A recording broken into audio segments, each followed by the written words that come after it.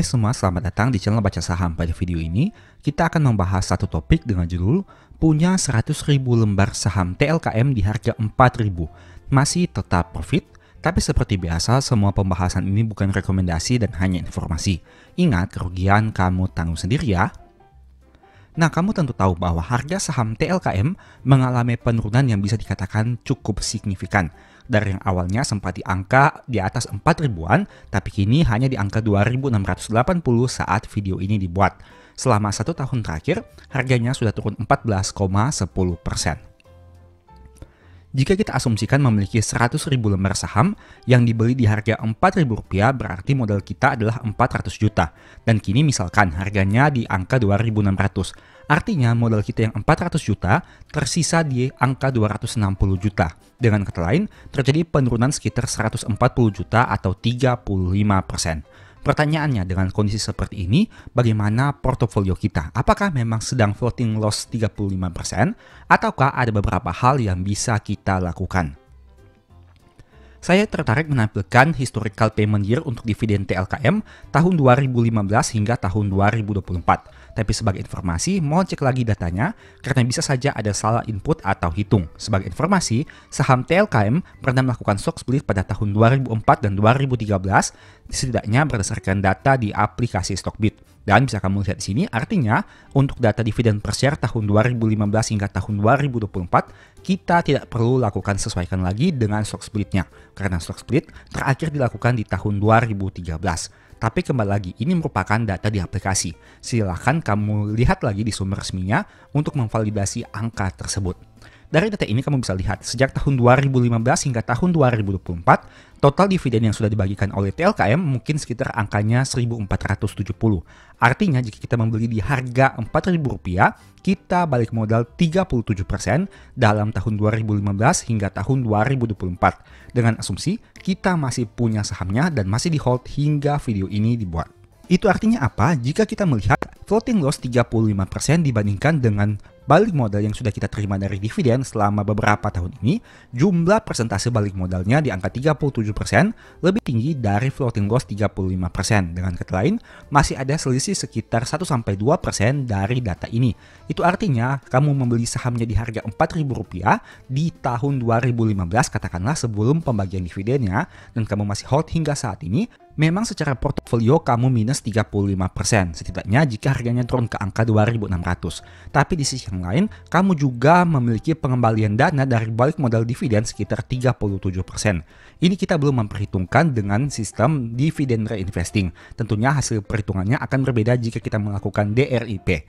Tapi setidaknya dengan data sederhana ini saja kamu bisa lihat bahwa efek dividen dalam jangka panjang bisa meminimalisir floating loss yang ada di portofolio.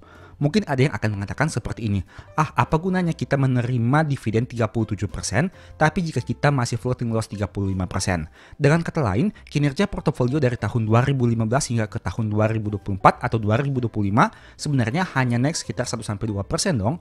Memang pada kondisi saat ini seperti itu. Tapi, jika kamu memiliki time frame jangka panjang, kamu masih yakin dengan saham TLKM, mungkin kamu bisa memperoleh adanya potensi capital gain di kemudian hari. Di sisi yang lain, kamu juga akan tetap menerima dividen rutin di tahun 2025, 2026, dan seterusnya, tergantung dengan kebijakan dari perusahaan ini. Kita lihat sekilas terkait kinerjanya. Di Q1 tahun 2025, Telkom mencetak laba 5,8 triliun yang memang mengalami penurunan dibandingkan tahun 2024 pada Q1. Jika kita lihat angka 5,8 triliun di tahun 2025 untuk Q1-nya mirip seperti di tahun 2020 dengan angka 5,86. Begitu juga dengan tahun 2018 dengan angka 5,7. Nah, dari sini kamu bisa lihat bahwa memang di tahun 2025 hingga Q1 Telkom ini mengalami penurunan kinerja. Tapi jika dilihat data setahunnya sebenarnya jika dianualisasi masih cukup baik, di mana memang terjadi penurunan dibandingkan tahun 2024, tapi tidak terlalu signifikan. Sebentar kita akan lihat dengan lebih detail untuk kinerja Q1-nya. Untuk angka profitabilitas net profit marginnya di angka 15,8%, tawaran dividen yield 6,6% yang terakhir dibagi di tahun 2024. Ini merupakan historical dari pembagian dividen saham TLKM. Saya tidak akan membahasnya lebih detail karena tadi sudah kita bahas. Kemudian dari grafik harga sahamnya. Nah, ini ada yang menarik. Jika kamu melihat dengan secara detail, maka sejak tahun 2015 hingga ke tahun 2025, grafik saham Telkom ini seperti memiliki pola, di mana di tahun 2015 berada pada angka yang di bawah, naik hingga mencapai angka yang cukup tinggi di tahun 2017, turun lagi di tahun 2020, naik lagi di tahun 2022 pada angka yang relatif sama seperti tahun 2017, dan turun lagi di tahun 2024 dan tahun 2025 dengan angka yang mirip seperti pada tahun 2020 dan tahun 2015. Pertanyaannya, bagaimana ke depannya? Apakah harga saham Telkom ini kembali bisa mencetak pola yang sama dengan kenaikan harga saham yang mencapai di atas 4.500? Ataukah ada kondisi yang berbeda di mana harga sahamnya bisa turun lebih dalam lagi? Untuk aspek PBV, saat video ini dibuat, TLKM di angka PBV 1,79 kali. Jika melihat data dalam 10 tahun terakhir, ini merupakan salah satu PBV terendah yang pernah dicapainya. Biasanya PBV Telkom di angka 3,7 dan kini hanya 1,79 kali. Nah, sekarang mari kita coba hitung sekilas terkait range PBV dan proyeksi dividen. Pertama kita masuk dari range PBV-nya. Ini merupakan data yang saya ambil dari laporan keuangan Q1 tahun 2025, kemudian kita hitung secara manual. Akan diperoleh modal per lembar 1.495. Dengan harga saham 2.680, artinya PBV saham ini sekitar 1,79 kali. Jika kita cocokkan dengan grafik PBV, angkanya sama. Kemudian, jika kita memiliki range PBV 2,5 dan 1,5, di mana angka itu kita lihat dari grafiknya, angka 2,5 mungkin berada kisaran di atas 2 standar deviasinya, dan angka 1,5 di bawah lagi dari PBV saat video ini dibuat. Dengan kata lain, range yang kita gunakan ini cukup bisa dikatakan konservatif dan masih relevan untuk saham TLKM ini. Nah, jika dengan range PBV 2,5, proyeksi harganya di angka 3.738, yaitu adanya potensi kenaikan 39%. Jika angka PBV-nya 1,5, artinya harga sahamnya mungkin bisa turun ke angka 2.243 atau ada floating loss 16,3% dari harga saat video ini dibuat. Menurut kamu bagaimana? Apakah potensi kenaikannya lebih besar dari potensi penurunannya? Kemudian mari kita bahas dari proyeksi dividen. Berhubung saham Telkom ini belum RUP saat video ini dibuat, sehingga mari coba kita proyeksi secara sekilas. Dividen terakhir yang dibagikan saham Telkom adalah 178,5 di tahun 2024. Dan jika kita lihat, kinerja di tahun 2024 ini mengalami penurunan dibandingkan tahun 2023. Jika kita hitung, untuk laba tahun buku 2024 adalah 23,6 T dan laba tahun sebelumnya adalah 24,5 T. Terjadi penurunan sekitar 3,7%. Dengan kata lain, proyeksi dividen yield mungkin akan turun dan menjadi 6,4% dari harga saat video ini dibuat. Dengan asumsi payout ratio yang tetap, artinya dividen per share mungkin turun dari 178 menjadi 171 per lembar saham. Nah, sekarang mari coba kita lihat sekilas terkait laporan keuangan Q1 tahun 2025-nya. Ini merupakan informasinya yang disajikan dalam miliaran rupiah. Pertama kita lihat dulu saldo kasnya mencapai 34,4 T yang mengalami kenaikan dibandingkan periode sebelumnya. Jumlah aset lancarnya 63,4 yang mayoritas berasal dari saldo kasnya. Untuk aset tidak lancarnya, mayoritas berasal dari aset tetap sebanyak 178 triliun yang mengalami penurunan dibandingkan periode sebelumnya. Sekarang kita bandingkan, dengan saldo kas 34,4 triliun ini, perusahaan punya liabilitas jangka pendek berjumlah 71,7. Meskipun terjadi penurunan dibandingkan periode sebelumnya, tapi saldo kasnya belum mampu mengcover seluruh hutang jangka pendek perusahaan. Sedangkan untuk hutang jangka panjangnya berjumlah 57,5 yang juga mengalami penurunan. Secara total memang liabilitas perusahaan turun dari 137 menjadi 129 triliun. Sekarang kita bandingkan, angka 129 ini dengan jumlah ekuitas perusahaan yang adalah 148, di mana bisa dilihat sini range-nya tidak terlalu berbeda jauh. Liabilitas 129 dengan ekuitas 148. Meskipun DER perusahaan masih di bawah 100%, tapi sebaiknya kamu harus mempertimbangkan hal tersebut. Mayoritas ekuitas berasal dari saldo laba yang belum ditentukan penggunaannya yang mengalami kenaikan dibandingkan periode sebelumnya. Kita masuk kepada laba rugi. Pendapatan perusahaan turun dari 37,4 menjadi 36,6 triliun rupiah.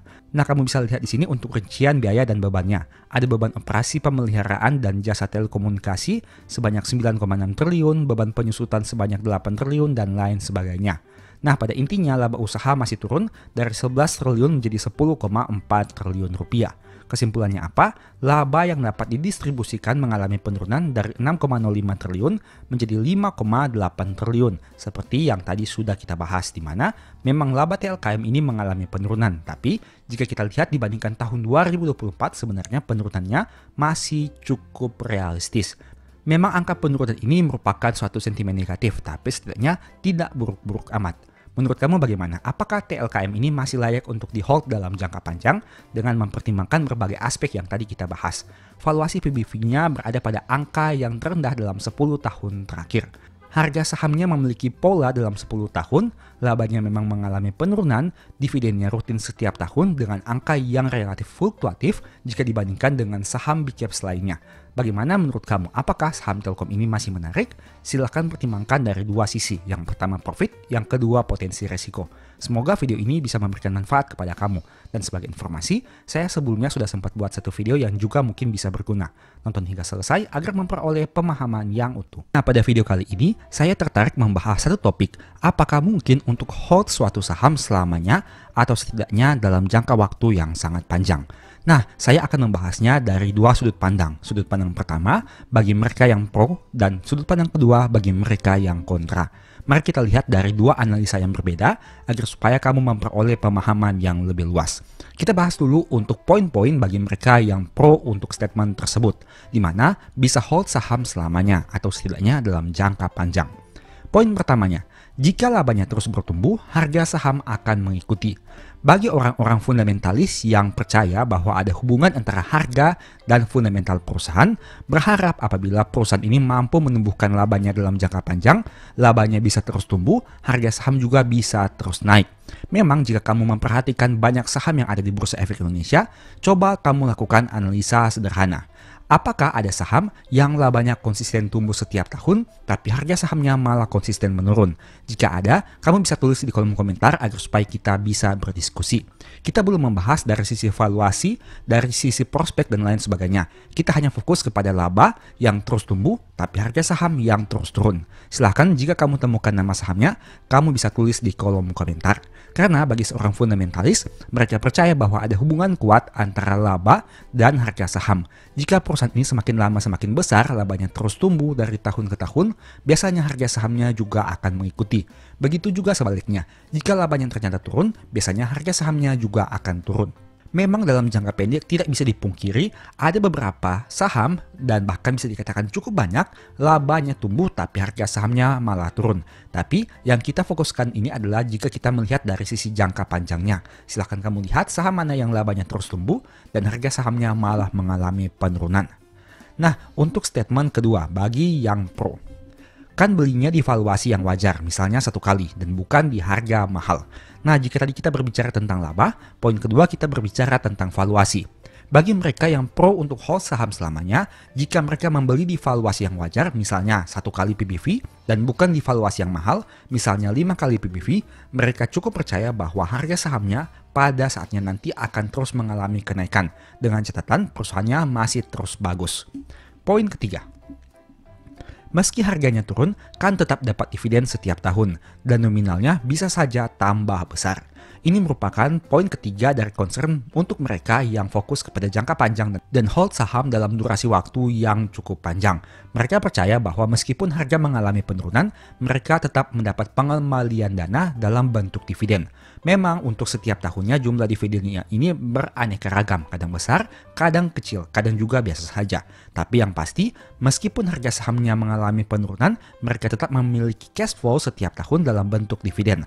Dan apabila labanya tumbuh, dengan kebijakan perusahaan yang diasumsikan dividen payout ratio-nya stabil, seharusnya dividennya juga bisa lebih besar. Dan itu artinya dividen yield bisa lebih tinggi jika harga sahamnya mengalami penurunan. Dengan catatan, mereka membeli lagi di harga yang lebih rendah. Poin keempat, kalau beli perusahaan bagus, bisa tenang untuk hold. Nah, untuk mereka yang memiliki time frame jangka panjang dan ingin hold saham selamanya, mereka yakin bahwa jika beli perusahaan yang bagus, meskipun harga sahamnya turun, mereka bisa lebih tenang untuk di hold. Tentu saja ini dengan mempertimbangkan fundamental perusahaan, manajemen, prospek, brand image, dan lain sebagainya. Selama mereka masih melihat kinerja bisnis perusahaan ini masih berjalan dengan baik, operasional perusahaan ini masih terlihat dengan nyata, mereka masih cukup tenang untuk menghold saham tersebut. Tidak peduli apakah harga sahamnya naik atau turun. Dan poin kelima, banyak orang uangnya bisa semakin banyak karena masuk di pasar saham.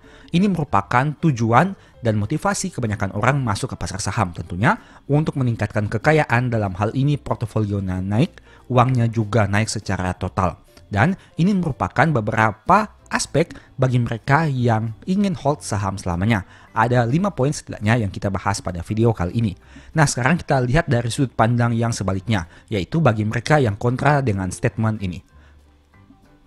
Poin pertama, laba dan harga adalah dua hal yang berbeda. Laba ditentukan kinerja perusahaan, sedangkan harga ditentukan supply and demand. Nah, bagi orang yang kontra dengan statement ini, mereka akan mengatakan bahwa tidak ada hubungan antara laba yang dicapai oleh perusahaan dan harga saham yang bergerak di pasar. Karena laba itu merupakan pembentukan dari pendapatan dan biaya. Sedangkan untuk harga itu ditentukan oleh supply and demand atau hukum permintaan dan penawaran. Tidak ada hubungannya antara kinerja perusahaan bagus dan buruk dan harga saham yang bergerak naik dan turun. Karena dua hal ini merupakan dua hal yang berbeda. Poin kedua, valuasi wajar bukan berarti tidak bisa turun. Saham murah bisa jadi lebih murah dan sangat murah. Contohnya seperti di tahun 2024 dan tahun 2025. Mungkin kamu melihat saham A ini sangat bagus.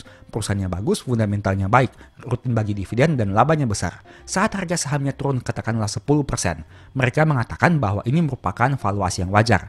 Saat harga sahamnya turun 15%, mereka mengatakan ini sudah murah. Saat harga sahamnya turun lagi 20%, mereka mengatakan sudah sangat murah. Dan saat harga sahamnya turun 25%, mereka mengatakan bahwa harga ini sudah tidak masuk akal. Begitu seterusnya dan harga sahamnya ternyata malah turun lebih dalam. Itu merupakan statement kedua untuk mereka yang kontra dengan hal ini. Statement ketiga, meski dapat dividen, kalau nominal floating loss lebih besar, sebenarnya kan sama saja rugi. Nah, bagi mereka yang kontra dengan statement ini, mereka akan mengatakan bahwa meskipun kita menerima pengembalian dana dalam bentuk dividen setiap tahun, tapi jika nominalnya lebih besar dari floating loss kita, maka sebenarnya sama saja, karena jika di total masih rugi. Nah, misalkan kita dapat dividen katakanlah 100, dan kita memiliki floating loss katakanlah 300. Itu artinya jika di total sebenarnya kita masih mengalami kerugian sebanyak 200 secara neto. Kita masuk kepada poin keempat. Perusahaan bagus di masa lalu belum tentu akan bagus di masa depan. Saya sering mengatakan hal ini karena hal ini memang banyak terjadi. Perusahaan yang dulu kamu rasa bagus, belum tentu saat ini bagus dan di masa depan bagus. Kamu bisa lihat berbagai perusahaan besar yang dulunya sangat dipuja namun sekarang sudah cenderung ditinggalkan. Nah, itu artinya hal yang sama juga bisa terjadi di masa depan. Perusahaan yang bagus saat ini belum tentu bagus juga di masa depan. Sehingga inilah yang menyebabkan kenapa banyak orang yang juga tidak ingin hold saham selamanya. Dengan alasan perusahaan tidak memiliki kepastian dalam jangka panjang. Tidak ada yang bisa dijamin perusahaan yang bagus sekarang akan tetap bagus di masa depan. Dan poin kelimanya adalah sebagai berikut. Banyak orang uangnya habis di pasar saham. Tentu saja kita tidak bisa memungkiri bahwa ada juga orang yang bangkrut di pasar saham, orang yang stres di pasar saham, dan lain sebagainya. Artinya pasar saham ini tidak hanya berbicara tentang hal indah, tapi juga banyak hal tragis dan menyedihkan yang juga dialami oleh beberapa orang.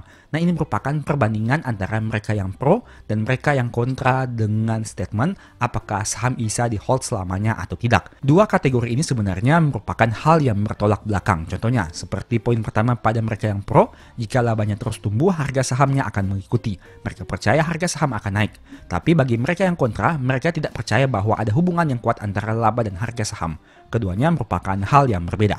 Bagi mereka yang pro, beli di harga valuasi yang masih wajar itu merupakan salah satu bentuk mitigasi risiko dan cukup aman. Sedangkan bagi mereka yang kontra, valuasi wajar bukan berarti harga sahamnya tidak bisa turun. Saham murah bisa lebih murah. Dan saham yang sudah turun banyak bisa turun lebih banyak lagi. Bagi mereka yang pro, meski harga turun kan tetap dapat dividen. Sedangkan bagi mereka yang kontra, meski dapat dividen, nominal floating loss bisa saja kemungkinan lebih besar dari dividen yang diterima, sehingga secara neto tetap saja rugi. Bagi mereka yang pro, poin keempat, kalau beli perusahaan bagus bisa tenang untuk di hold. Sedangkan bagi mereka yang kontra, perusahaan itu yang bagus di masa lalu belum tentu akan bagus di masa depan. Statement kelima, bagi mereka yang pro, banyak orang uangnya bisa semakin banyak di pasar saham. Sedangkan bagi mereka yang kontra, banyak orang juga yang uangnya habis di pasar saham. Kamu berada pada sudut pandang yang mana? Apakah yang pro atau yang kontra? Silahkan tulis di kolom komentar. Dan ingat, ini merupakan dua sudut pandang yang berbeda. Jadi pastikan kamu memiliki keyakinan apakah ingin hold selamanya suatu saham atau tidak. Semuanya tergantung kepada kamu sendiri. Dan tidak ada suatu pun metode yang bisa dikatakan menjamin 100%. Bagi mereka yang pro mungkin bisa lebih profit, bagi mereka yang kontra juga bisa lebih profit. Semuanya tergantung kepada style dan kenyamanan kamu masing-masing. Nah, berbicara tentang dividen, saya tertarik untuk menampilkan lagi suatu pembahasan yang pernah saya buat pada video-video sebelumnya. Ini merupakan rekapan dari payment year dividen dari saham BMRI sejak tahun 2015 hingga tahun 2025. Disclaimer dulu, mohon cek lagi datanya karena bisa saja ada salah input atau salah hitung. Nah, dari data ini kamu bisa lihat bahwa pada tahun 2025, BMRI membagikan dividen per share sekitar 466.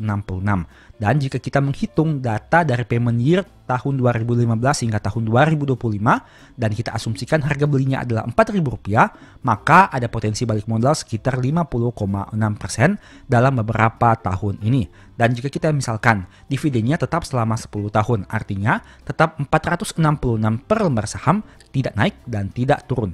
Nah, artinya dalam 10 tahun ada kemungkinan kita bisa memperoleh dividen sebanyak 4.660. Dan artinya, jika diasumsikan kita membelinya di harga Rp4.000, artinya seharusnya kemungkinan bisa balik modal dalam waktu 10 tahun. Dengan catatan, kondisi perusahaan tetap baik-baik saja.